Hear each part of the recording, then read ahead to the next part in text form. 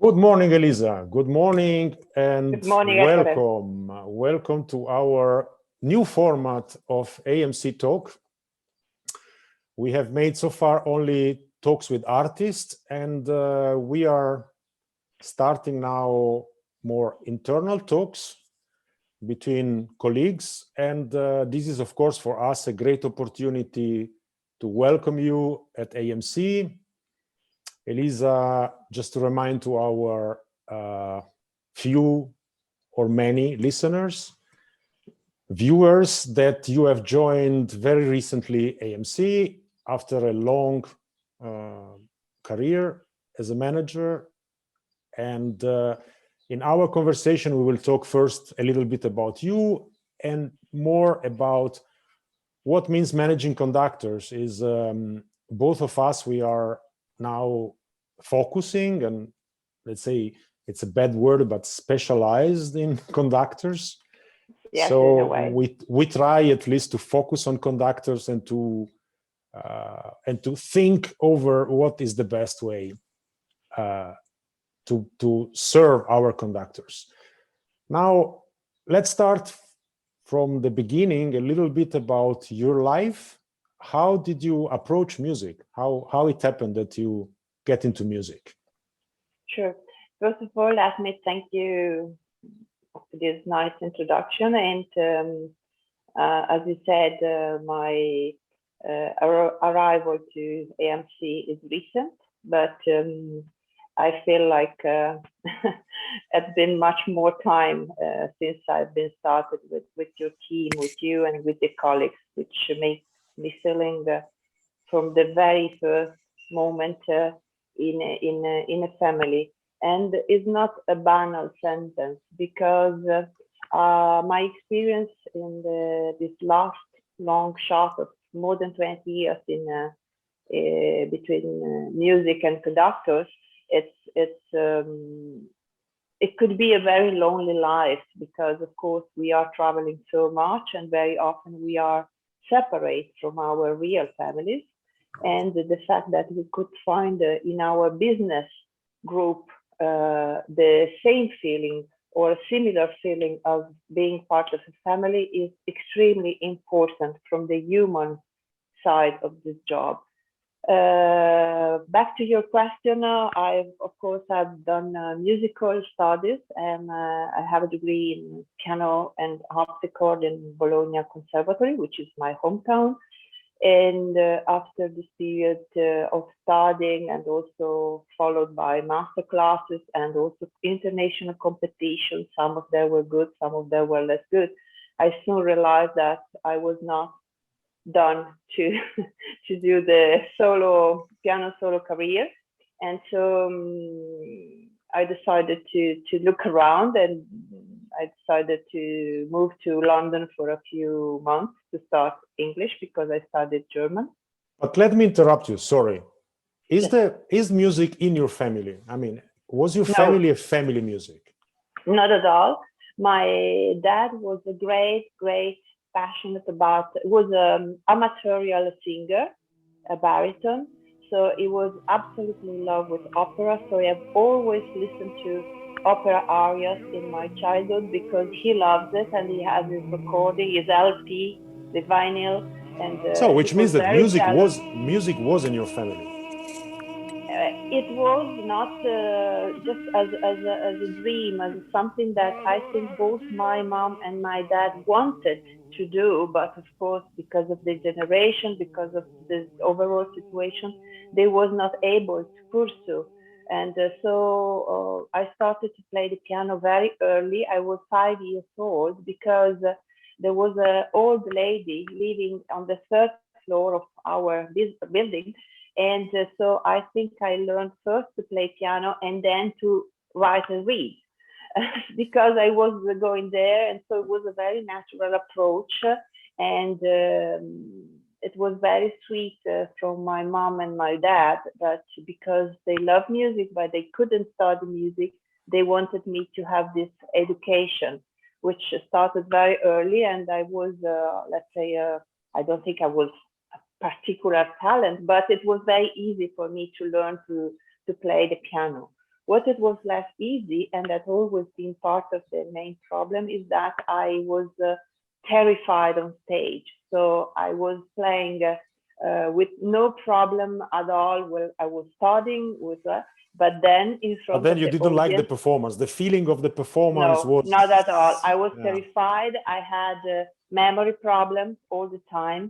So I also remember when I was very little, one of these performances you make with all the little kids, we called it saggio in Italy. Saggio, of course. Saggio.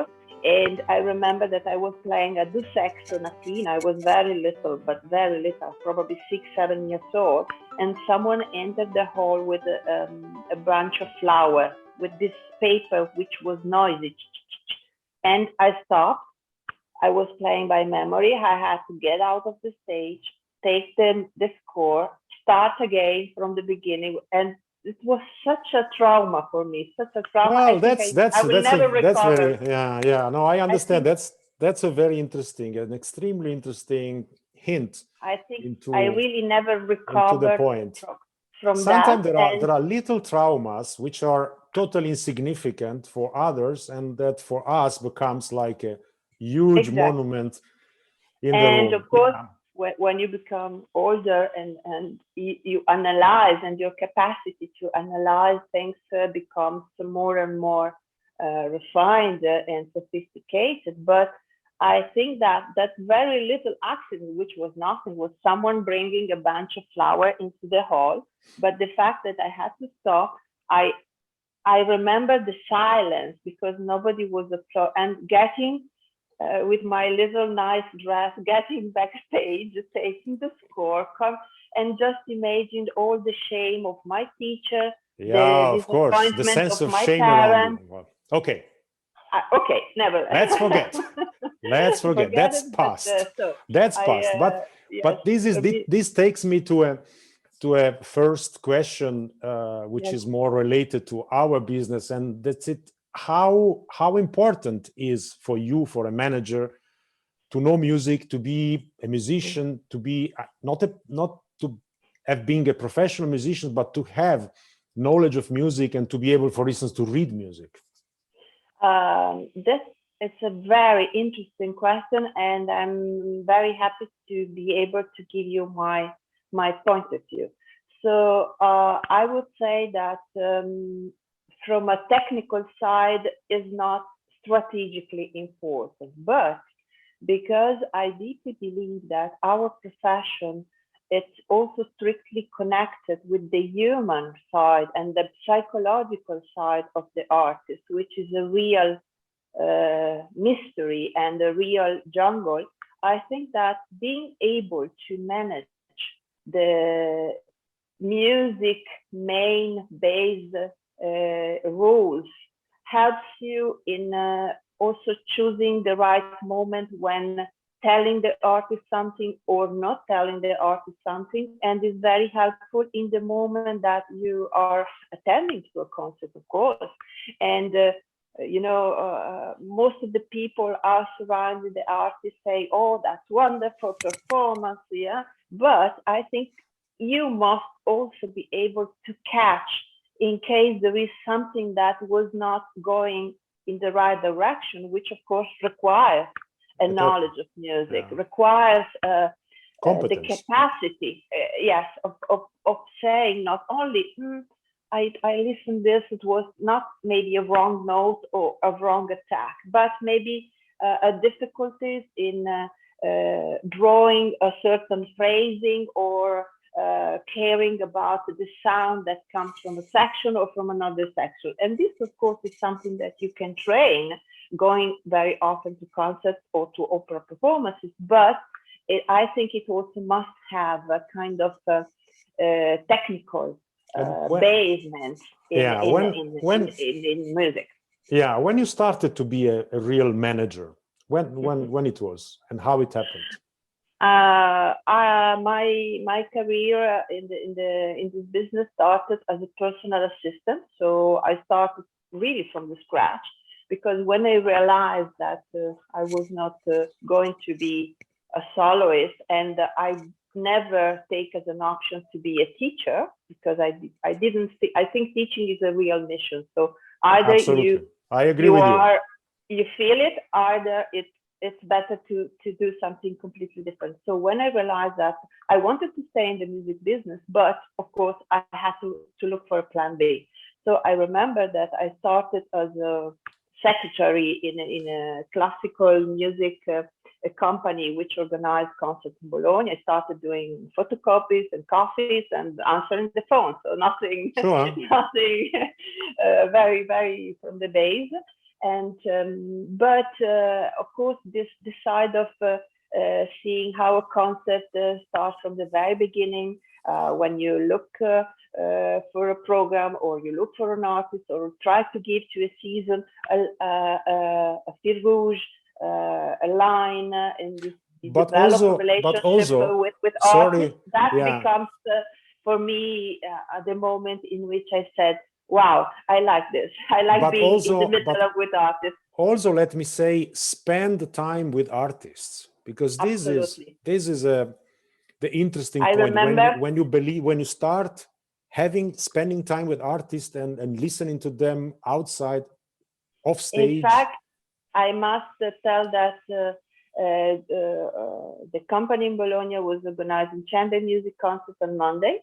And on Monday night after the concert, of course, the habit was to get out for dinner with all the artists. Artists were Richter, Pollini, the Trio Beaux-Arts, and this big kind of mythological name. And for me, I think that was an imprinting, and being able to see them more relaxed, talking. Someone was talking exclusively of music. Someone was talking of completely different stuff: life, sports, food, dress, fashion, gardening. So I think that this was the very moment in which, for me, the little seed of willing to do something from these people was trying to grow. And sorry to interrupt you again. I mean, we have only half an hour, so you forgive me if I keep interrupting you, but I have to give a certain shape and a certain rhythm to our conversation. Absolutely. So from this, you get to the next step, which was that a conductor in Bologna was looking for an assistant, and my former employer said to him, listen, I have this girl in my office, she's great, go with her because you won't be disappointed. And the conductor was Daniele Gatti. Okay, we have to mention names, of course. Yes, it was not a secret. No, not at all. It was just having his position as a music director in Bologna, so of course it was him. And funny enough, my name came. Of course, he was asking several people about who could be the right person, and I have to say that not only Bruno Borsari, but also I think Gianni Tangucci and some other all said, go with Elisa, she's great, she's the best. And so you started with Daniele. How many years you spent with Daniele Gatti in Bologna? Until the end of his contract, which was, I think, 2000. And I started in 2000, and in Bologna, I think he stopped in 2007. And then he started again as a music director with the Orchestre Nationale de France. He was still holding the position with Royal Philharmonic London, and then Zurich, another opera house, and then Zurich, another opera house for during the Pereira's tenure. So basically, you followed him all this time until the moment that his manager, which was of course Ronald Wilford, as a big supervisor, but the everyday work was run by Andrea Anson, so which I was already in touch very, very often, and which I consider kind of a mentor for me, because I have the great opportunity to learn close to him and to Ronald Wilford. Yeah, we are talking job. just for our listener and viewers, we are talking about the Gotha of the management, international management. Exactly. Ronald Wilford is the founder of Columbia Artists, the co-founder of Columbia Artists, and has been basically managing the business until his death. Yes, which was in 2015. 91 yes, or something. Yes. And Andrea Hansson was also a very knowledgeable man. Again, both people very focused on working with conductors. Which is correct. Which is an interesting aspect, at least for us, because we finally have decided to focus on this. So when you joined Columbia? And in 2012, Andrea retired because he said that after so many intense years with artists, he needed a break, despite he was not so old. I think he was 60 years old or not even. But he decided to stop because, of course, it is a very demanding career. And then Ronald said, okay, I think it's time for Elisa to grow and to take... and then you jumped in the pool. Exactly. So, but I think I jumped in the pool with a substantial and very set experience or baggage experiences. So, of course, I was not in the front row. I was always observing things from, let's say, behind the scenes, but I was always there. So listening, observing, asking questions. Who was your mentor in terms of management? Who is the man or the men, more than one, who have been somehow shaping your way of acting in the business? I would say at the very beginning, it was Bruno Borsari when I started working for him in Musica Insieme, because he taught me to be humble and that every day could be, so you are never arrived. So he was keeping me very, very grounded and doing also basic stuff, but reminding me every single day that if you are a great manager, but the artist wants you to iron his concert dress, you go and you do it with sure. No discussion. So this open mind to be ready to do whatever is necessary to anticipate or to make the artist happy.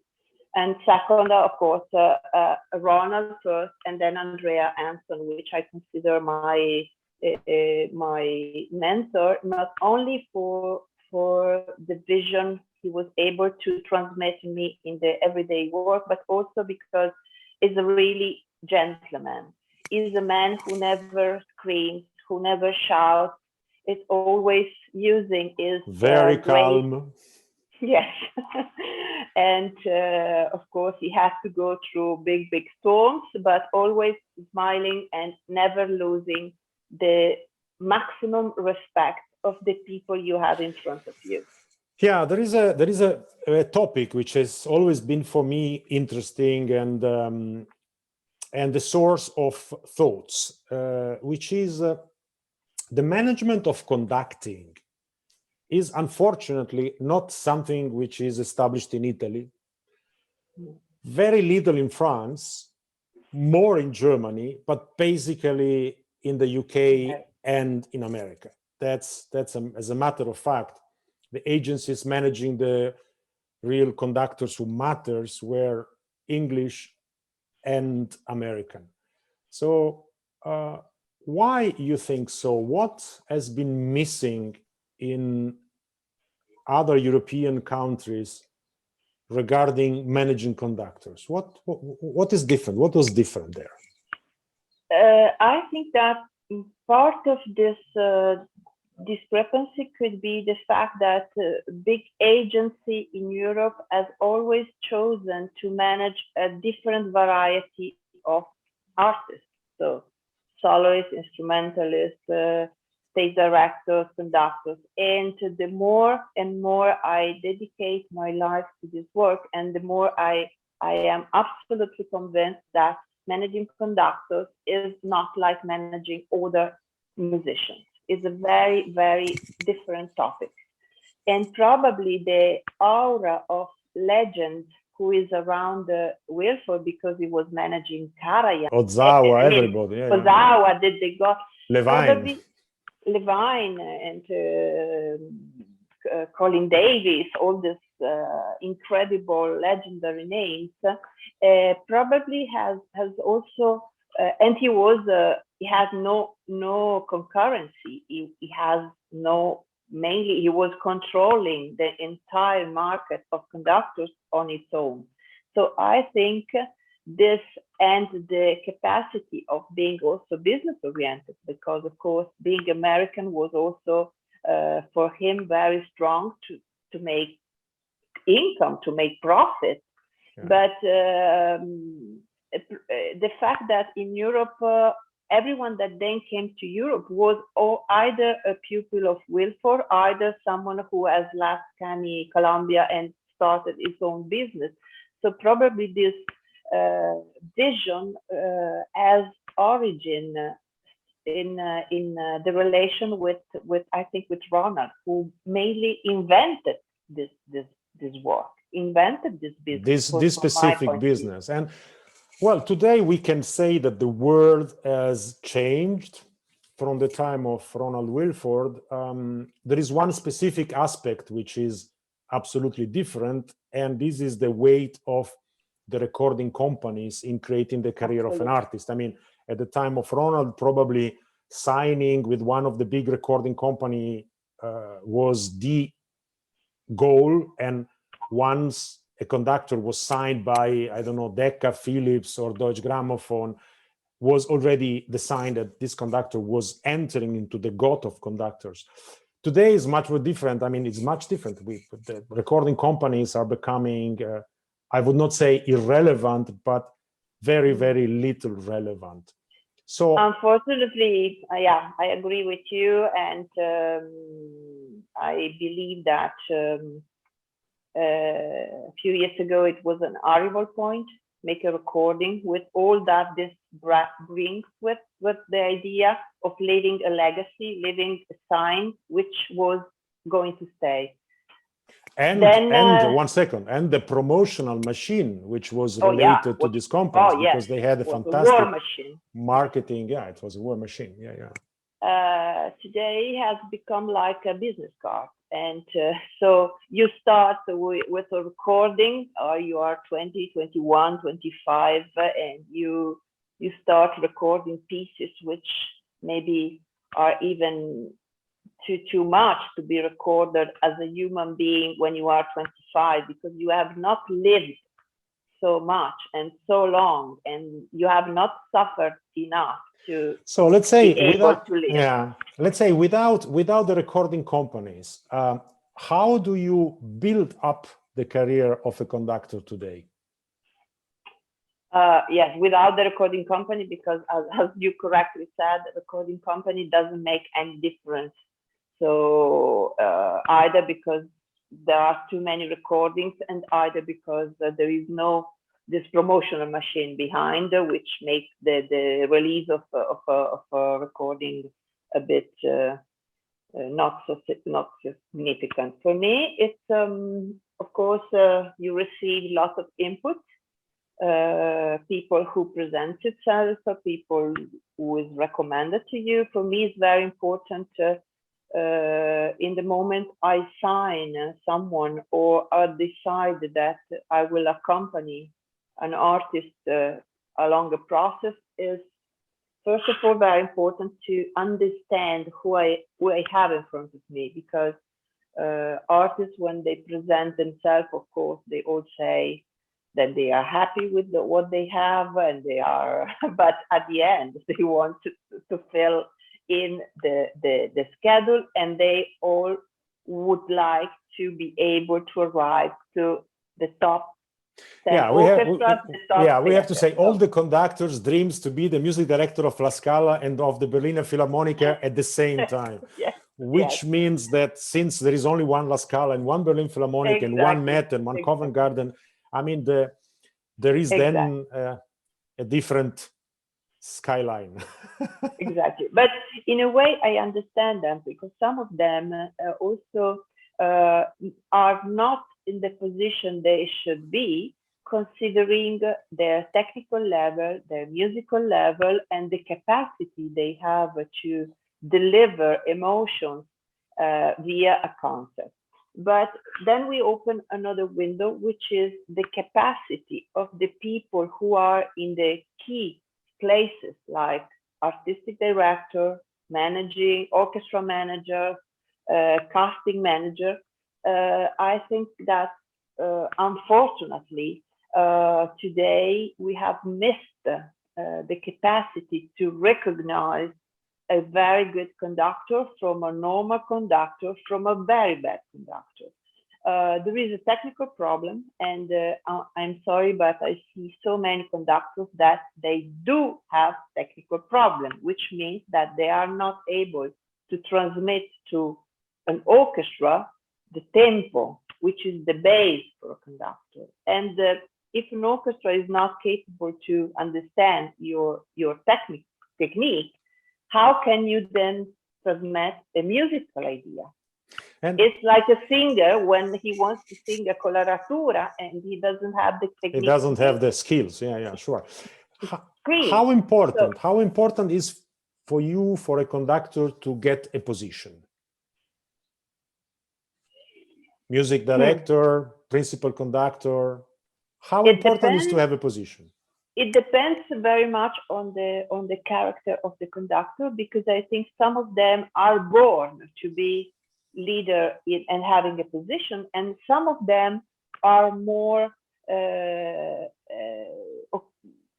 for them is more natural to be guest, and for their character they prefer to have this variety of guesting without having a position. So I would say first it depends very much on the conductor, but then when a conductor has this wish and this aim, I think that having its own instrument, let's say, so its own orchestra, it's important to build up a sound, to build up a musical idea, and of course, if I may, it's like when you drive a super top car, and every day you drive the same top car, or every day you change a car. So of course, the result of driving, when you can rely on knowing any little details of this beautiful machine, which is an orchestra, then you get results that are fantastic. So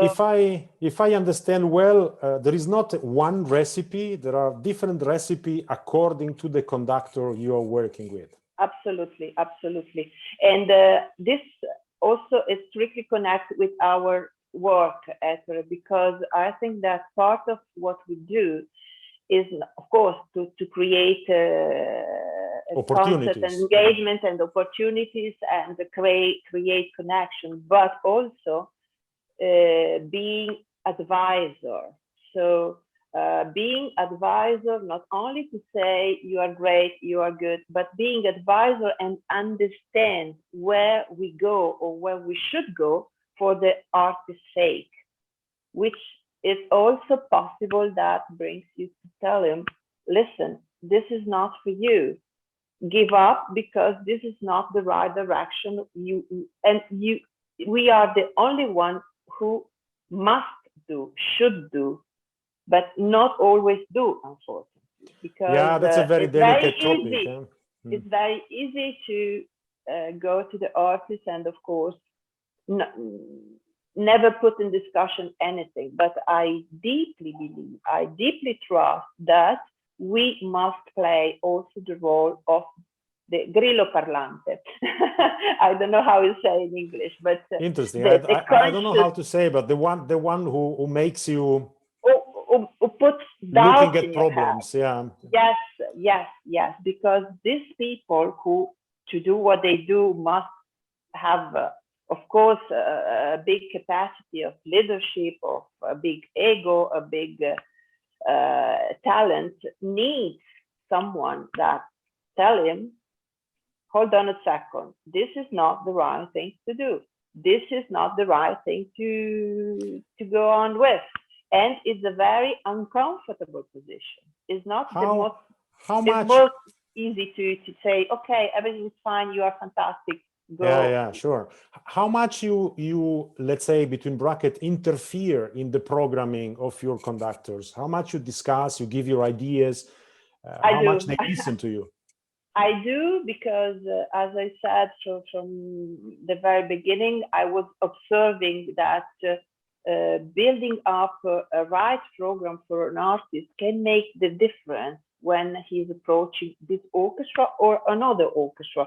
So I learned that creating the right program in the wrong orchestra, could mean the end of a relationship without possibility of recovering from it. So I learned, for instance, that some big things, or conductors, they want also to do Mahler and Bruckner and Beethoven and Brahms and Schumann and so on. But for big some repertoire. orchestra, yes, big repertoire, and they all think they are fantastic. But with many orchestras, I learned that it's much better to start a relationship with a demanding program, but with music that is less complicated from the interpretation point of view, and I would never suggest, or even less known. I would never suggest a young conductor to put Beethoven in a debut program with a top level orchestra, or a Brahms symphony, but a Tchaikovsky always, or a Bartok or Stravinsky. This kind of things that really show. But you can show your technical skills, yeah. Exactly, but the interpretation side of that is not so. It's not so difficult. At which stage comes the charisma of a conductor in the picture, you think? It can come from the very first moment, and it can never come. I think it's charisma. It's how do you define the charisma in a conductor? Yeah, because let's start from terms and definitions. What is the charisma in a conductor for you? Okay, for me, first, charisma could be charisma in conducting, which doesn't mean is a charismatic person outside of the podium, which also is very interesting, because in my experience, people who on the podium are extremely charismatic can be very shy and very shy and very simple, modest, very simple outside of the podium, and rather the opposite. People who is really spicy and bubbling outside of the podium, then on the podium they become a little bit too shy. And as you know, the balance between being a leader, proposing your musical idea to 100 people who think that they already have the idea and probably is better than the conductor's one. Yeah, so sure. You need a big leadership. The time is running fast. For me, time is running charisma fast. on the podium is this one: to convince people in a nice way, without being hated by 100 people, that your vision and the trip you are willing to make with them is an interesting one. This is charisma. Great. How many concerts you attend usually? I mean, we are now in a special period, but let's say we are back to a kind of normal life. How many concerts you attended usually every year? How often you go to concerts? I try to be present, of course, not always, because this is impossible, but when it's about opera, I try to listen to one of the performers. Normally, I don't like the premiere, because I think that the premiere is never the best performance. Opera needs time, needs to be repeated, and very often the last performances are much better than the premiere, which is more what I do usually for opera, I go to general rehearsal, because it's still the moment where I can say something to the artist and it's not too late. Yeah. I like also to be present at the BO, at the tutti rehearsal, because of course also this is a moment where you already see something building on, and I like to be present at the rehearsal, because as you said, it's the moment in which you can discuss with the artist. When you see how it built. And it happened many times. So I don't want to look immodest, but it happened many times that I discussed something with a conductor. I said, listen, why are you doing this rubato? Maybe it's breaking. And then I listened to the next thing, and it's doing what. So you are very happy that you Yes, feel that you are relevant. No, I feel that. And they said to you, you know, Elisa, you were right. In fact, this point was, so thank you for letting me know. And when they have musical assistants, of course, it's very good. But my personal opinion is that they are not sincere under. So they are sometimes they are afraid to say something against. They are afraid Correct. not to make them happy. That's another chapter. And are you going to concerts of other conductors you are not managing, just for pure pleasure of to learn something? Yes, when I can, and of course time is always against it. But when I can, when I'm in a city and in which there is no concert of artists I'm managing, I try to go, I try to listen, I try to observe. I'm also very interested in observing the entourage of an artist. So my position, I like to be behind the scenes, because behind the scenes, that's our business. You can observe a lot. You don't need to talk, but you learn so much. So much. So I have gone to some memorable Elisa, performances. our time is gone. Unfortunately, we have already overpassed our 30 minutes. We can go a second. Yes, exactly. That's what I mean. Let's see. Maybe we do a number 2, because there are so many things to talk about. You're right. And time runs so fast. And for the moment, I agree. Thank you very much. It was very inspiring also for me, because I'm constantly learning from my colleagues, from my artists. Is a never-ending process. Learning. So thank you for what I've learned from you today, and what you have disclosed to our friends. Thank you very much. Thank you. Ciao. Have a nice day. Ciao. Thank you.